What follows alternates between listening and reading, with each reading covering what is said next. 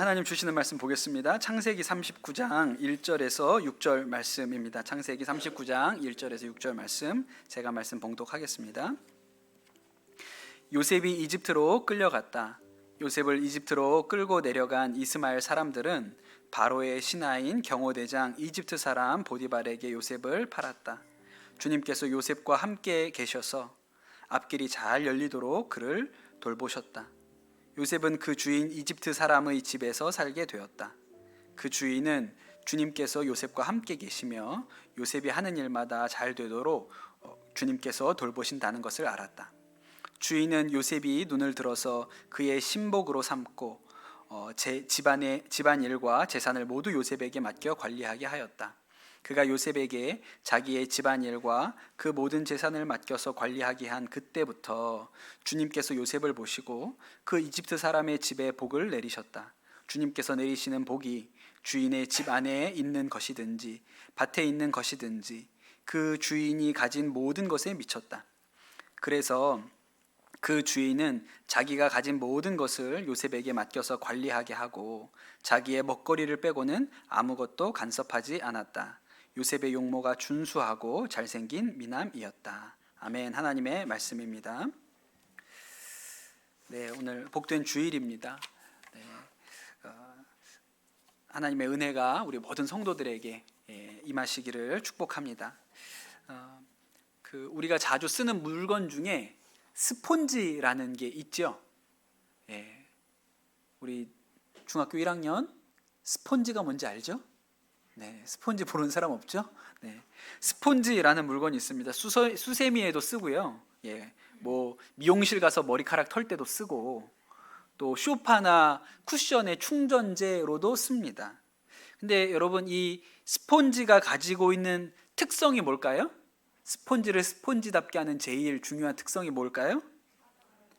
네, 물을 빨아들이는 거. 여러분, 물은 수건도 빨아들일 수가 있고요.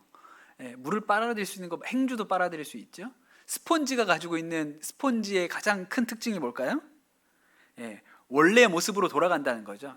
구기고 눌러도 다시 원래대로 돌아갑니다. 회복성이 좋다는 것 때문에 스폰지를 쓰는 거죠. 근데 여러분, 스폰지도 오래 쓰다 보면 어떻게 돼요? 네, 죽습니다. 그죠? 그 탄력이, 탄성이 죽어가지고 이제 다시 못 쓰게 되죠. 그래서 그 스폰지보다도 더 회복성이 좋고 오래 쓸 수 있는 것으로 뭘 씁니까? 침대나 매트리스에 라텍스 쓰지 않습니까? 고무를 스폰지처럼 만든 거죠. 그래서 비싸죠. 비싸고 그런 것을 씁니다. 그런데 스폰지랑 비슷하게 생겼는데 전혀 성질이 다른 물건이 또 하나 있어요. 뭐가 있냐면 생긴 건 비슷하게 생겼습니다. 그래서 이름도 스폰지예요. 꽃꽂이 스폰지라는 게 있습니다. 아세요, 여러분? 꽃꽂이 해보신 분들은 알죠? 하여튼 교양이 있으시기 때문에 우리가 꽃꽂이 이런 거 취미로 삼고 그러지 않습니까? 그래서 그 꽃꽂이 스폰지라고 하고요. 꽃꽂이 해보신 분들은 이거 전문 용어로 뭐라 그러죠? 오아시스라고 하죠. 저 처음 알았어요. 이걸 오아시스라고 부르는지. 아마도 꽃꽂이 할 때 거기에다 물을 적셔가지고 하면 이 꽃에 물이 계속 공급이 되니까 그런 장치를 오아시스라고 하나 봐요. 전혀 오아시스처럼 안 생겼는데 이걸 오아시스라고 부르더라고요. 제가 이번에 설교 준비하면서 또 알았습니다. 이걸 진짜 어려운 말로 뭐라 하는지 아세요? 플로랄 폼이라고. 어느 나라 말입니까? 플로랄 폼은. 플로랄 폼이라고도 한대요. 모양은 스폰지랑 비슷합니다. 두 개가 비슷해요. 그래서 이름도 꽃꽂이 스폰지라고 하는데 쓰임은 완전히 다르죠. 그 오아시스는 전혀 원래 모양으로 돌아갈 생각이 없습니다. 그렇죠. 우리가 누르고 꾸기고 부수면 그냥 그 모습 그대로 유지하지 회복하는 모습이 전혀 없어요. 그게 오아시스예요. 그런데 여러분, 사람의 마음이 이와 비슷합니다. 사람의 마음이 스폰지처럼 누르고 꾸기고 비틀어도 다시 원래의 모양을 회복하는 마음이 있고요. 오아시스처럼 두들기면 두들긴 대로, 꾸기면 꾸긴 대로, 누르면 누른 대로 전혀 회복하지 않고 그 모습 그대로 유지하는 마음도 있어요. 이게 요새 심리학 뭐 상담 이런 데서 되게 중요하게 다루는 개념 중에 회복 탄력이라는 말을 씁니다. 사람의 마음도 스폰지와 같이 회복 탄력이 있어야 어렵고 힘든 일들이 있어도 다시금 그 마음을 회복할 수 있는 힘이 있어야 된다. 그렇게 이야기를 하는 것이죠. 오아시스 같으면 그냥 다 망가지면 망가진 대로 그 모습 그대로 유지하니까 그런 마음은 세상을 살아가기가 힘들다고 이야기를 합니다. 그래서 회복 탄력성이 있는 사람은 넘어지고 실패해도 어려운 일이 생겨도 다시금 마음을 일으켜서 뭔가를 새로 해보지만 회복 탄력이 없는 사람들은 주저앉게 되죠. 그런 일들이 사실은 우리 안에도 있고 주위에도 많이 볼 수가 있습니다. 신문에서 본 기사인데 좀 읽어드릴게요. 덕현이는 중학교 3학년까지는 여느 아이들과 차이가 없었다. 그런데 가고 싶었던 특목고를 가지 못하고 난 다음 고등학교도 친하던 아이들과 떨어져서 혼자만 다른 곳으로 배정이 되었다. 처음 한 달 정도 학교를 다니다가 심하게 몸살을 앓으면서 일주일 정도 학교를 가지 못했다. 그런데 그 다음부터 학교를 가지 않는 날이 늘어났고 결국 중간고사가 끝난 다음부터는 나는 학교에 안 갈 거야 라고 선언하고 자기 방에서 나오지 않기 시작했다. 처음에는 너무 스트레스를 많이 받아서 그런 것이라고 여기고 기다렸다. 일주일이 지나도 2주일이 지나도 방에서 나오지 않았다. 어느새 몇 달이 지나갔고 아이는 자퇴를 하게 되었다. 덕현이는 방에서 나오지 않은 채 해가 지나기 시작했고 몸도 잘 씻지 않고 가끔 휴일에 가족과 밥도 먹기는 했지만 그것도 하지 않으려고 했다. 그런데 사실 이런 마음이 회복 탄성을 가지지 못한 마음이죠. 근데 요 근래에 주위에 이런 사람을 많이 봅니다. 그런 경우가 많아요. 은둔형 외톨이라고도 하죠. 그냥 어느 날 갑자기 그 마음에 들어왔던 어떤 충격 때문에 일상이 멈추어 버린 거예요. 회복이 안 돼요. 학교를 가면 되는데 그 학교에 가는 일이 회복이 안 되는 것이죠. 그렇게 몇 달이면 너무 다행인 거고요. 1년 아니고 2년 아니고 십수년을 그렇게 방에서 나오지 않고 사는 일도 허다하다고 하죠. 그 회복 탄력성이 낮기 때문입니다. 다시 시작할 수 있는 마음의 힘이 없기 때문이죠. 여러분, 그 세상의 모든 사람이 살면서 좋은 일만 생기지는 않습니다. 어려운 일이 오죠. 마음이 무너지는 일도 나오고 실패하는 일도 있고 힘든 일들도 있습니다. 그런데 우리에게 그때마다 정말 필요한 힘 중에 하나가 다시 시작할 수 있는 힘, 다시 일어날 수 있는 힘이죠. 이 얘기가 누구 얘기인지 한번 맞춰보세요. 나는 농구 인생을 통틀어서 9,000개 이상의 슛을 실패했고 3,000번의 경기에서 패했다. 그 가운데 26번은 다 이긴 게임에서 내가 마지막 슛을 실패한 탓에 졌다. 나는 살면서 수없이 많은 실패를 거듭했다. 하지만 바로 그것이 내가 성공할 수 있었던 진짜 이유이다. 이거 누가 한 말이게요? 모르세요? 마이클 조던이 한 말이에요. 여러분, 우리 청소년들 마이클 조던 압니까? 아까 우리 초등학생들은 운동화라고 알고 있는데 여러분은 마이클 조던이 사람이라는 걸 알고 있습니까?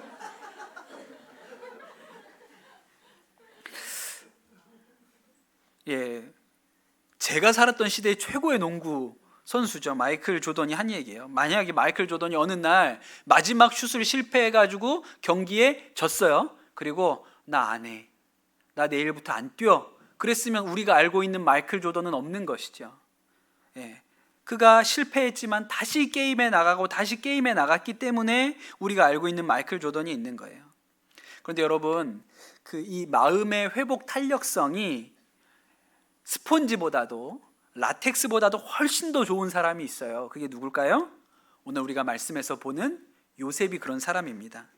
요셉에 대해서 여러 이야기를 하지만 제가 요셉에 대해서 최고로 치는 거는 마음의 회복력이 세상 그 누구보다 좋았던 사람이라고 생각해요. 지난주에 요셉이 구덩이에 던져졌다는 이야기를 들었습니다. 다행히도 그 구덩이가 비어져 있었기 때문에 요셉이 죽지 않고 살았죠. 형들이 이 요셉을 구덩이에다가 던져놓고 성경을 읽어보면 밥을 먹습니다. 굉장히 잔인하지 않습니까? 동생을 구덩이에 집어넣어 놓은 채로 형들이 밥을 먹어요. 글로리가 최근에 나온 얘기가 아닌 것 같아요.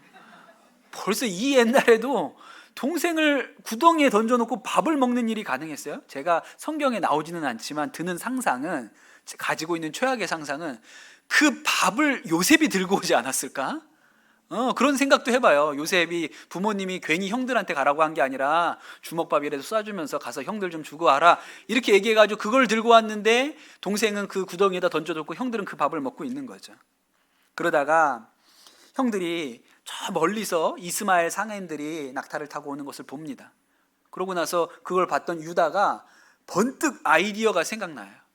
야, 우리가 요셉을 저희 구덩이에 던져놨는데 죽이면 뭐하냐? 죽이면 뭐 우리가 제가 죽었다고 우리한테 뭐 남는 게 있냐? 차라리 저 상인들한테 팔아버리자. 그러면 요셉은 없어지고 우리는 우리 손에 동생의 피를 묻히는 일이 없고 또 돈도 생길 거 아니야. 그러니까 그냥 팔아버리자, 그렇게 이야기를 한 거죠. 뭐 다른 형제들이 듣기에도 합리적이에요. 좋은 생각처럼 생각이 됐습니다. 그래가지고 요셉을 이 상인들에게 팔아버리죠. 여러분 한번 생각을 해보세요. 요셉이 구덩이에서 끌어올려졌습니다. 아마 이랬겠죠. 역시 그래도 형들이 나를 한번 골려는 줘도 그래도 역시 형들은 형들이야, 이렇게 생각을 하고 구덩이에서 끌어올려졌을지 모릅니다. 근데 어떻게 해요? 상인들한테 팔아가지고 묶여가지고 끌려가는 거예요. 얼마나 두려운 일입니까? 얼마나 절망스러운 일이에요. 요셉이 그 상인들한테 끌려 정처 없이 어디로 가는지도 모르고 그렇게 끌려갑니다. 그리고 아마도 이집트에 와서 노예시장에서 거래가 되었겠죠. 사람들이 와가지고 요셉을 보고 막 입도 뒤집어 보고 뭐 여기저기 만져도 보고 건강한 것 같네, 우리가 사갑니다. 얼마나 수치스러운 일을 당했겠어요. 그런데 그때 요셉 나이가 몇 살이요? 17살. 아까 그 학생도 17살, 고등학교 1학년. 그때 그런 일을 당한 거예요. 요셉이 그 이집트에 가서 그 바로 왕의 경호 대장이었던 그 보디발 장군의 집에서 이제 살게 됩니다. 그때 요셉의 마음이 어땠겠어요? 야, 내 인생이 왜 이런가? 왜 이런 일이 내 인생에 찾아왔을까? 엄마도 보고 싶고 아빠도 보고 싶고 나는 이렇게는 못 살아. 나는 이렇게는 억울하게는 못 살아. 그냥 차라리 죽어버려야겠다. 여러분 이런 생각도 했을 수 있겠죠. 그런데 성경을 보면 요셉이 그때 무슨 생각을 했는지는 나오지 않고 요셉의 그 보디발 장군 집에서의 생활이 기록되어 있는데 그 보디발 장군 집에서 일을 열심히 했던 것 같아요. 아주 자기에게 맡겨진 일을 열심히 했던 것 같아요. 근데 여러분 요셉은 일을 해본 적이 없는 사람이에요. 채색 옷을 입었거든요. 채색 옷은 좋은 옷, 명품 옷, 브랜드 있는 옷을 입혔다는 이야기이기도 하고 또 한 가지는 일을 시키지 않았다는 말이잖아요. 그렇게 좋은 옷 입고 누가 일을 해요? 형들은 작업복을 줬지만 요셉에게는 채색 옷을 입혔어요. 그 말은 일을 안 했다는 거죠. 그러니까 할 줄 몰라요. 그런데 요셉이 그 집에서 종으로 들어와서 설거지 시키면 설거지, 청소면 청소, 빨래면 빨래, 삽질을 시키면 삽질을 뭐든지 열심히 했습니다. 어려운 거예요. 손에 물 한 번 안 붙여본 이 요셉이 하루아침에 종이 되었다고 그의 삶의 스타일을 완전히 바뀌어서 이렇게 열심히 어딘가에 가서 뭔가를 할 수 있다? 그거 쉬운 일이 아니죠. 근데 요셉이 잘했습니다. 그리고 오늘 말씀에 나오지 않지만 나중에 이제 우리가 더 읽어보면 요셉이 그 다른 종들과의 인간관계도 굉장히 잘했을 것 같아요. 나중에 그 요셉이 감옥에 가게 됐을 때 그 감옥에 들어왔던 술 맡은 관원장과 떡 맡은 관원장을 만나게 되잖아요. 그때 그 사람들 얼굴이 표정이 안 좋은 것을 요셉이 보고 있었어요. 그러니까 요셉이 그렇게 자기가 힘들고 억울하고 이런 정말 근심할 만한 처지에 있음에도 불구하고 다른 사람의 얼굴까지 유심히 보고 있을 만큼 그렇게 사려 깊은 사람이었어요. 그러니 요셉이 그 보디발 장군 집에 있을 때도 다른 종들과 사이가 좋았죠. 배려하고 도와주고, 그러니까 인정받았어요. 누가 힘든 일이라고 안 하려고 하면 자기가 앞장나서서 했습니다. 그래서 요셉한테 어떤 역할이 주어지면 잘하는 거예요. 그 일이 잘 돼요. 보디발 장군 이렇게 보니까 뭐지 얘는 도대체? 어디서 이런 복덩이가 굴러 들어왔을까? 이런 생각이 들어요.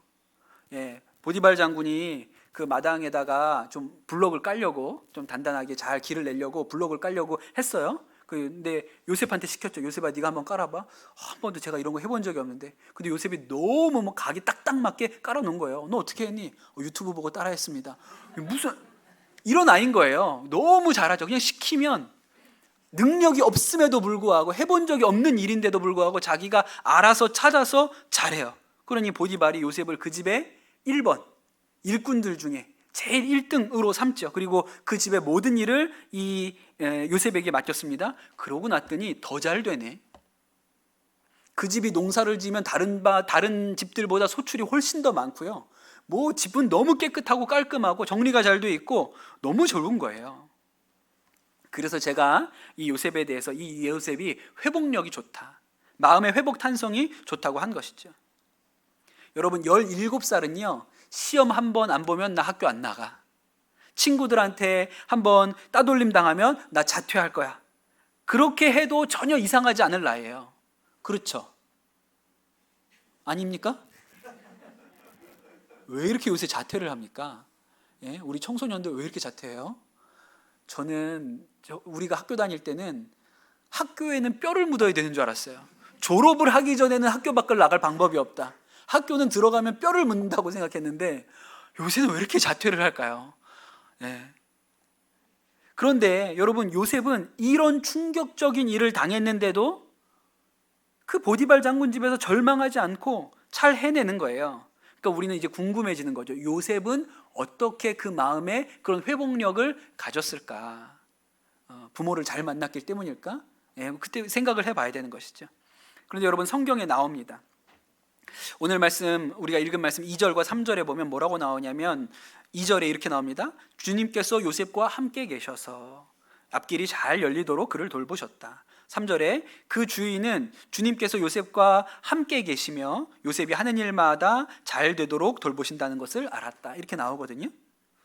두 번 똑같은 얘기가 나오죠. 성경에 두 번 똑같은 얘기가 나오면 그게 답이라는 거예요.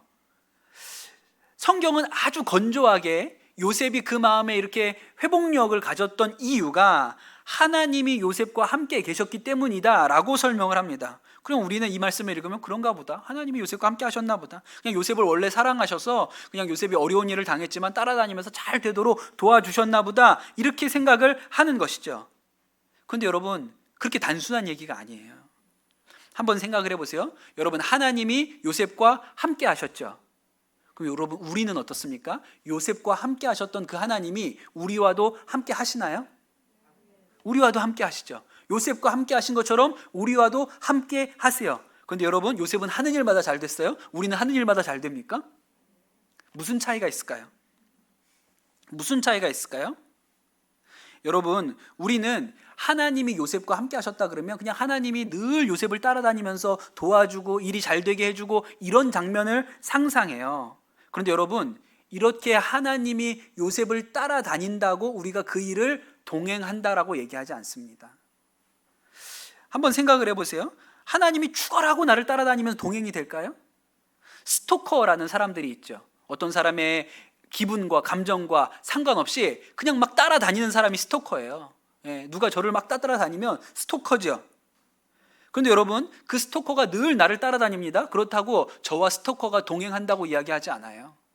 동행은 같이 해야 되는 거예요. 한 사람만 따라다니는 게 아니고 양쪽이 같이 해야 동행이라고 이야기하는 거죠. 마찬가지로 하나님만 요셉을 따라다닌다고 동행이 되지 않습니다. 그 말은 요셉의 편에서도 하나님과 함께 있어야 한다는 것을 의미하는 것이죠. 그러니 여러분, 이런 일이 있었던 거예요.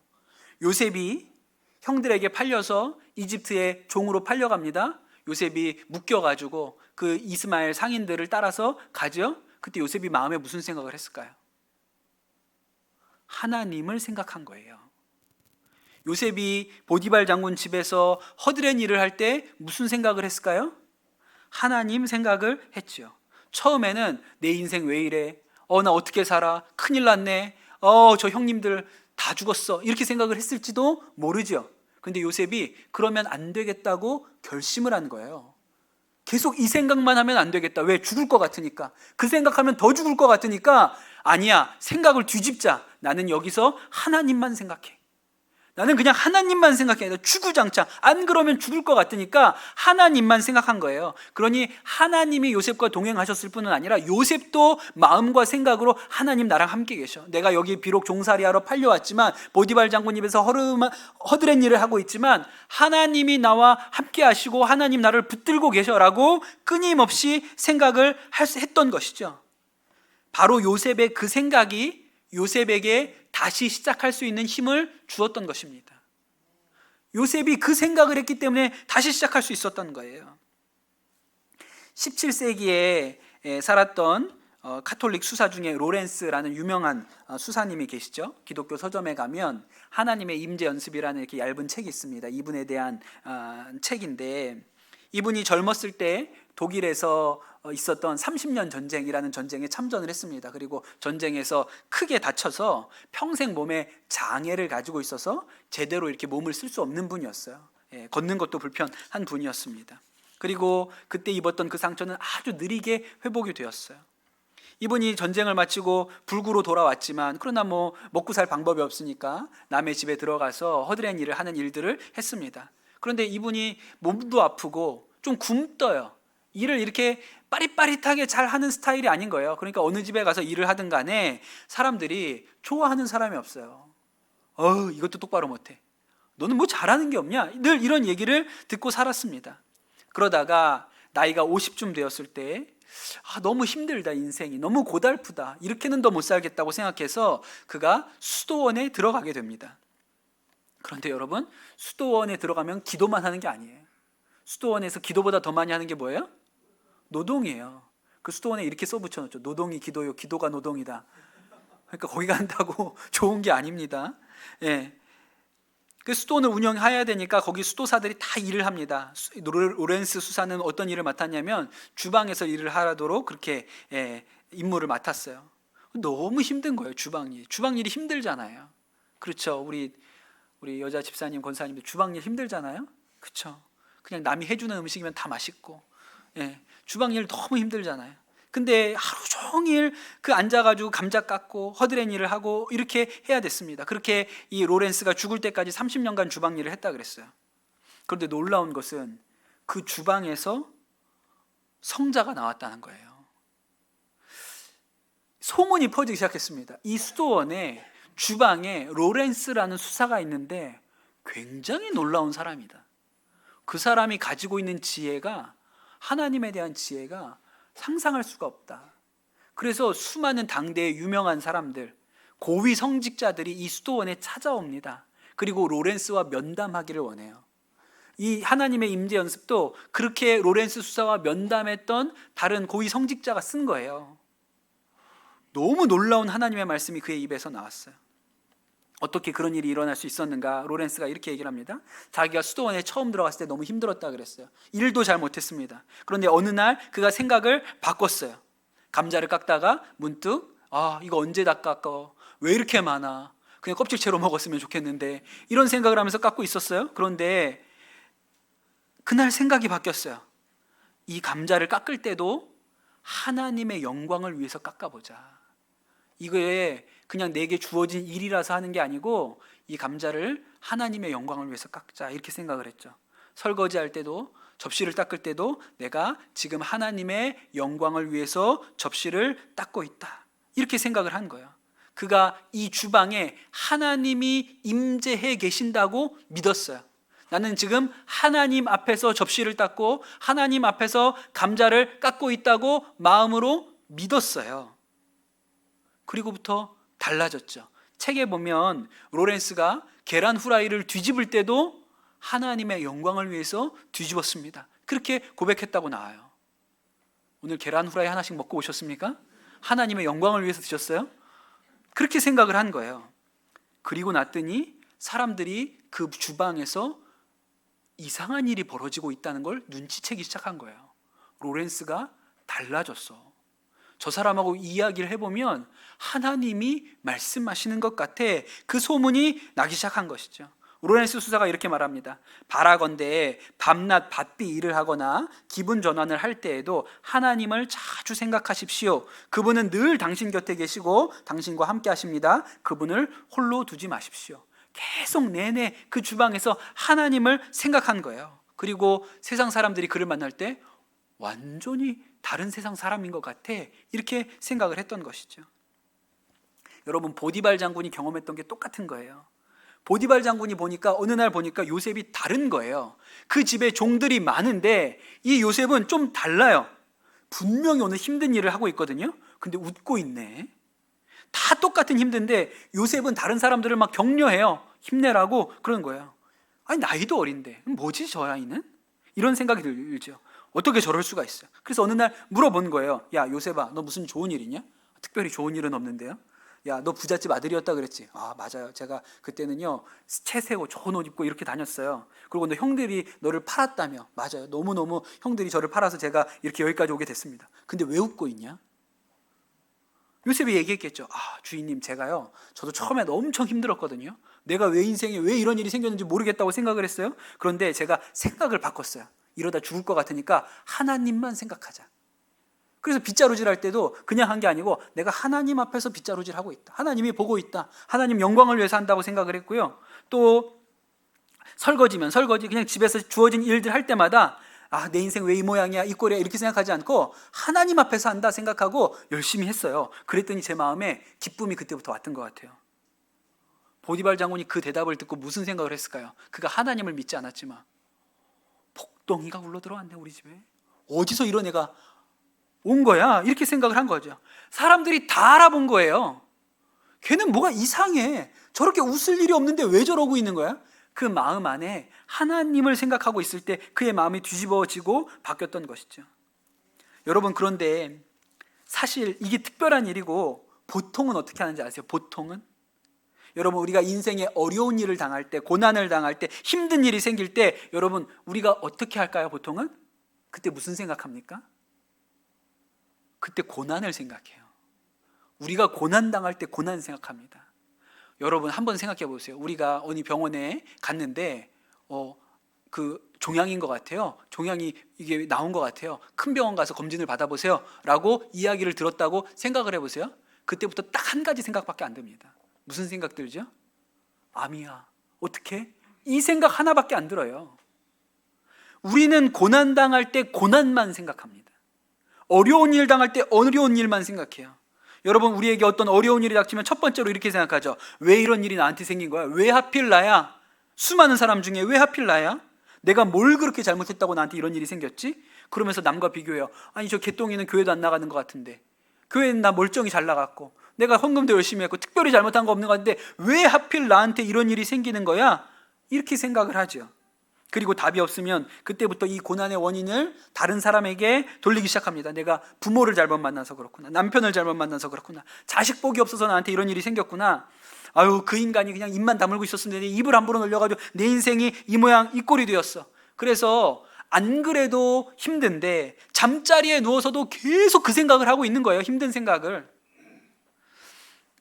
제가 선한목자교회에서 부목사로 있을 때 가끔 성동 구치소에 가서 예배 인도를 하라, 설교를 하라, 이런 일들이 있습니다. 그래서 성동 구치소에 가서 예배를 인도해요. 예배가 끝나고 나면 이제 거기 예배드린 그 구치소에 들어와 있는 분들, 제소자들이 그 기도를 받으시거든요. 예, 안수 기도를 받으러 나오세요. 그럼 물어보죠. 기도 제목이 뭡니까? 이렇게 물어보면 한결같이 듣는 얘기는 다 억울해요. 죄가 없는 게 아니에요. 죄가 있어요. 죄가 있는데 다 억울해요. 그러니 여러분, 이분들이 어떤 형편에 있냐면 몸은 감옥에 있는데 마음은 지옥에 있는 거예요. 그 안에서도 내내 힘든 생각, 나 괴롭히고 나한테 억울하게 뒤집어 씌운 사람들, 이 사람들에 대한 분노가 이글이글 해가지고 그 안에 있어요. 갇혀 있는 것만 힘든 게 아니고 마음은 지옥에 떨어져 있는 거예요. 여러분, 고난이 왜 사람을 망가뜨립니까? 고난의 때에 죽어라고 힘든 생각만 하는 거예요. 죽어라고 고난만 생각해요. 실패했을 때, 어려울 때 어떻게 하면 잘 살아볼까를 생각해도 어려운데, 될까 말까인데, 그런데 그때 주구장창 고난만 생각하니까 일어나지 못하는 것이죠. 그런데 요셉은 그때 하나님을 생각한 거예요. 죽을 것 같으니까, 이러다 진짜 죽을 것 같으니까 안 되겠다, 하나님만 생각해야지. 하나님 나랑 계셔, 여기 계셔, 하나님 나 붙들고 계셔. 하나님 붙들고 계시니까 분명히 무슨 뜻도 있고 계획도 있어. 일단 주어진 일 열심히 해보자. 그렇게 생각을 했던 것이죠. 그래서 그가 다시 일어날 수 있었어요. 아주 훌륭한 목사님 중에 온성도 목사님이라는 목사님이 계십니다. 중국에서 탈북자들을 한국으로 송환하는 일을 하시다가 그 중국 공안에 체포돼서 감옥에서 징역을 살고 나오신 목사님이세요. 중국 구치소에서 재판을 기다리면서 9개월 동안 수감되어 있으셨고, 그 후에 재판이 끝나고 2년 동안 중국 감옥에 계셨어요. 그러니까 정말 엄청난 고난을 당한 분이죠. 근데 이 온성도 목사님 하시는 이야기가, 그렇게 탈북자들 한국에 보내는 일을 하다가 공안에서 눈치챘다는 이야기를 듣고 도망가려고, 가족들하고 도망가려고 그 중국 공항에서 한국 가는 비행기를 타려다가 입국장에 들어가다가 붙들렸다 그러잖아요.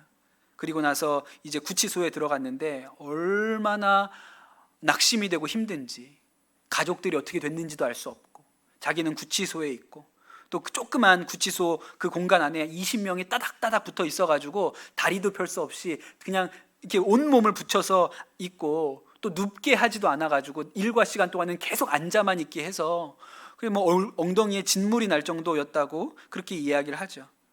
뭐 먹는 것도 진짜 시원치 않고, 또 밤에도 사고가 일어날까봐 불을 꺼주지 않는다는 거예요.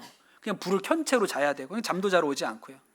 또 재판을 받고 있으니까 검찰에서 와서 조사를 하면 너는 징역 20년이야. 너처럼 이렇게 악한 일을 한 사람은, 이렇게 우리나라를 어렵게 한 사람은 너는 벌을 많이 받아야 돼. 징역 20년이야. 그렇게 얘기를 하니까 이걸 어떻게 감당하나 이런 생각으로 너무 힘들었다 그랬어요. 그러다가 이 온 목사님이 생각이 바뀌었습니다. 이러다가 진짜 죽겠구나. 아니다. 이 안에서 예수님 생각하자. 여기가 감옥이지만 여전히 내 마음 안에 예수님이 계시니 나는 내 마음 안에 계신 예수님만 생각하자. 나는 질그릇처럼 연약하지만 보배가 되신 예수님이 내 안에 계시니까 예수님만 생각하자. 그렇게 마음을 바꾸셨다 그랬어요. 그리고 하나님 감사합니다. 제가 너무 기쁩니다. 행복합니다. 그렇게 마음을 뒤집었다고 이야기를 하시죠. 그러다가 어느 날 감옥에 있는 죄수 중에 이 조폭 두목이 하나 있었는데, 너무너무 막 등치도 크고, 그래서 간수들도 무서워서 함부로 하지 않는 조폭 두목이 여기 한국 사람이라고 하니까 너 일로 와봐. 그 불렀다는 거예요. 이 사람이 왜 그러나. 그러더니 그 죄수들 앞에다가 세워놓고 너 한국 사람이라며 노래 하나 해봐. 강남 스타일 노래 불러 시켰다는 거예요. 그때 강남 스타일 유행이어서 좀 배워둘 필요가 있습니다. 언제 시킬지 모르니까 우리가 연습을 좀 해둘 필요가 있어요. 근데 모르는 거예요. 이 노래 모르는 거예요. 이 목사님 몰라가지고, 모른다. 내가 그 노래는 모르는데 그 대신에 한국에 좋은 노래들이 많다. 내가 당신을 위해서 좋은 노래를 불러주겠다. 그래서 해보라 그랬어요. 그때 무슨 생각이 나냐면, 군대에서 열심히 불렀던 노래, 실로암, 어두운 밤에 캄캄한 밤에 새벽을 찾아 떠난다. 그 생각이 나서 그 앞에서 큰 소리로 어두운 밤에, 죄수들이 막 박수 치는 거예요. 그 노래 불렀다는 거예요. 끝나고 났더니 이 조폭 두목이 앵콜 너무 좋다. 한 곡 더 불러라. 그래서 그때 나의 등 뒤에서 나를 도우신, 큰 소리로 찬양을 하고 났는데 속이 얼마나 시원한지, 마음에 얼마나 기쁜지.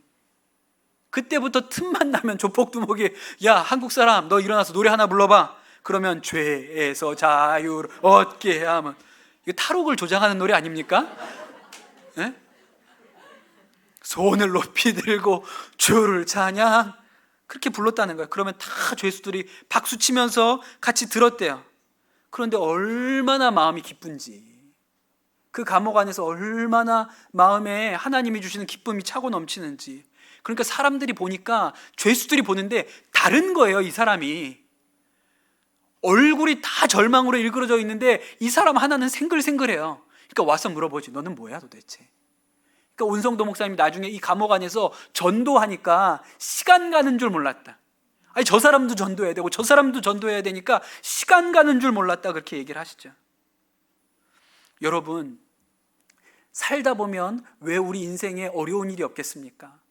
요셉과 같이 하루아침에 그냥 인생이 무너져 내리는 것 같은 충격적인 일들이 왜 없겠습니까?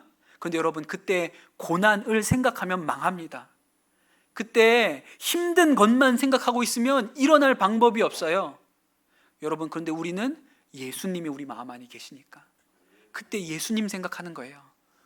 죽을 것 같으니까 하는 거예요. 그게 돼서 하는 게 아니고, 안 그러면 죽을 것 같으니까 의지를 가지고 예수님 생각해야지. 예수님이 붙들고 계시지. 아직 끝나지 않았지. 하나님이 나와 함께 하시지. 이렇게 마음에 생각했더니 요셉이 그 불같은 시험을 통과하지 않습니까? 사람들이 봐도 얼굴이 다르네, 표정이 다르네, 좀 뭐야 도대체, 이렇게 하는 것이죠.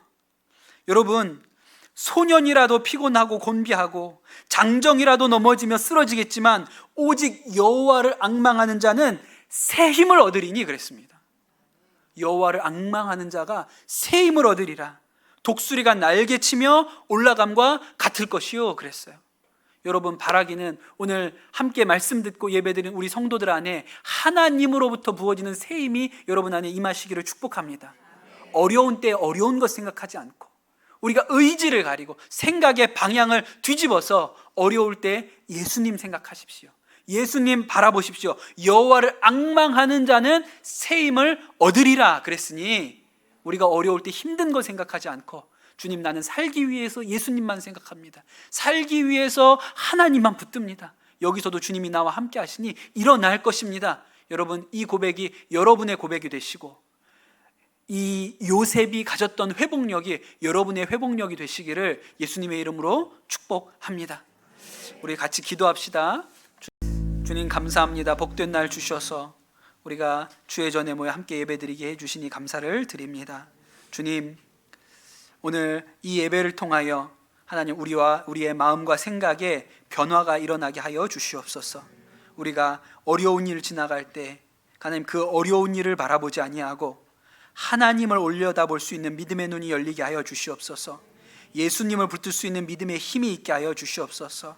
그리하여 하나님, 독수리가 날개치며 올라가는 것과 같이 새 힘이 우리 성도들에게 부어지게 하여 주옵소서. 하나님, 우리 안에 요셉의 회복력이 우리의 것이 되기를 소원합니다. 하나님, 우리 가운데 주의 마음, 주의 생각을 부어주시고 하나님께서 우리를 붙들고 계신 것이 믿어지고 고난의 현장 가운데도 하나님이 우리와 함께 하시는 것이 믿어지고 누려지게 하여 주옵소서. 은혜 주시는 주님을 찬양합니다. 힘 주시는 주님을 찬양합니다. 우리 가운데 친히 역사하여 주시옵소서. 감사합니다. 모든 말씀 우리 주 예수 그리스도의 이름으로 기도드립니다. 아멘.